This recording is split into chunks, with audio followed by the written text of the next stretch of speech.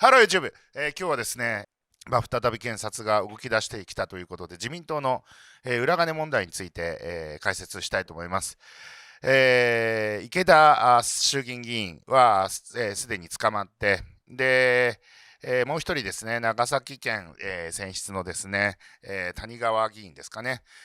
もう、立件されそうだということで、立件される敷地が大体4、5千万円ぐらいと、5年でね、ということで、1年間に直すともう1000万円以下と言われるこの裏金、そもそもですね、この裏金、何のために、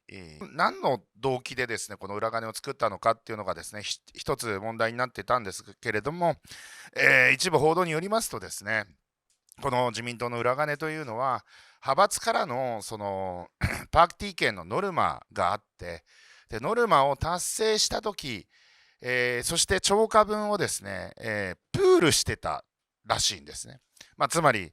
パー券売れなかった時も、売れない時もあると思いますので、その売れないパー券分を、補填するために、そういった処理をしていたようなんですね。だからその個人的にわかんないですけど、愛人にマンションを借りてたとかですね、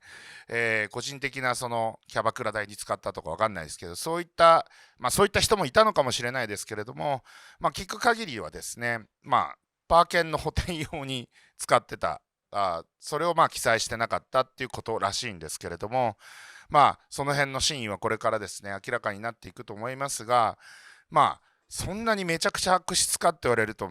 ていう感じも、しなくはないんですけれども、修正申告で、修正で済むような話もありますし、もう一つですね、金額的な問題ですね。同じような、ね犯罪で言うとですね、脱税っていうものがあると思いますけれども、脱税も、マルサが入って立件される敷地って大体脱税額が1億円ぐらい、というふうに言われております。例えば3000万円とか2000万円ぐらいだったら、重加算税といって、懲罰的な罰金で済ませる、ケースが多いですし、それよりも少なかったら、修正申告とか、その程度で済むケースもあります。脱税というのは実質主義なので、なんかルールの抜け道みたいなものを、やっててもですね、脱税として立件されるんですが、今回のその政治資金規正法違反というところでですね、いろいろね、その所得税法違反でやれんじゃないかとかですね、贈収賄でやれんじゃないかとかみんな言ってたんですけれども、それは多分断念されてですね、今回はこの池田議員、そして谷川議員は、ちょっと名前忘れましたけれども、長崎県選出の議員ですね、プラス会計責任者、安倍派と二階派ですかね、の会計責任者が立件される、あとその池田議員のですね、会計責任者が立件される、それでもう幕引きなんじゃないかというふうに言われております。要は脱税額の1億円と比較するとですね、やっぱり4000万円、しかも5年で4000万円という額は非常に少ない。もちろんそれをまたなんか庶民感覚で、いや、4000万円は高額でしょみたいに言う人たちもいるんですが、これはですね、やはりその法律というのは、他の罪とかと比較をして、この辺が妥当だよねっていうのが、普通だし、実際ただのミスで、じゃあ4000万円、5000万円、5年でね、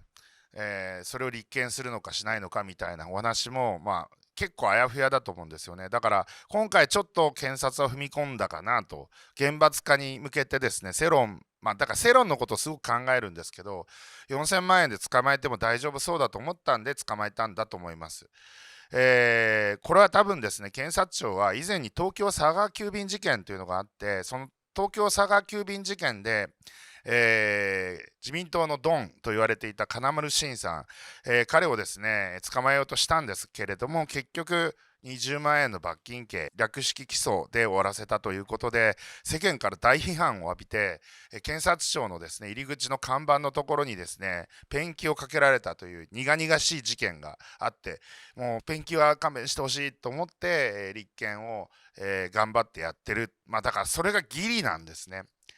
だからこれに関してすごい批判してる人たちいるんだけど、もうなんか政治家ってもうやってらんねえよなって思う人たちもすごい多いかもしれません。その派閥の幹部からはパー券のなんかそのねノルマを課せられて、ノルマ達成できない時のために裏金をプールしていた、それをですね、暴かれて、まあ、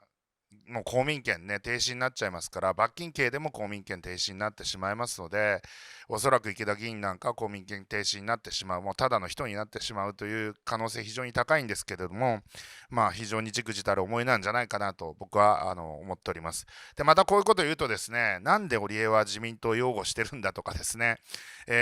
なんか自民党から金もらってんじゃねえかとかですね、あいつは政府から補助金もらってるから擁護してんだとか言うんだけど、俺は是々非々で話をしてるだけで、明日は我が身だと思ってください。厳罰化をするってことは、あなたたちも厳罰化の犠牲になる可能性があるってことなんです。厳罰化をすると、誰が一番得するかって検察ですよ。検察とか警察が一番得するんですよ。彼らの利権が増えますからね。そしてまた、天下りとかをするときも、やっぱ用心棒で、検察官とか警察官 OB をみんな雇うわけですよ。僕も雇ってたもん。会社で監査役とかでそういった人たちを雇うことになるわけですよ。それはだから厳罰化で、自分たちが捕まえられるかもしれない、何で捕まえられるか分かんない世の中にどんどんなってくるわけです。これがエスカレートすると本当東ドイツとか旧ソ連みたいな秘密警察が24時間、監視をしててですね、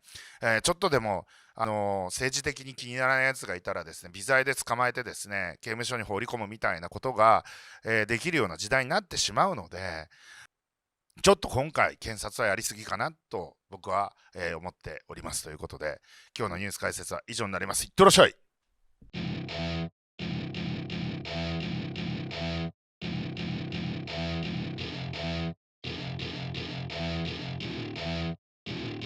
Welcome to my party, we're just getting started. A life is a dream or a nightmare.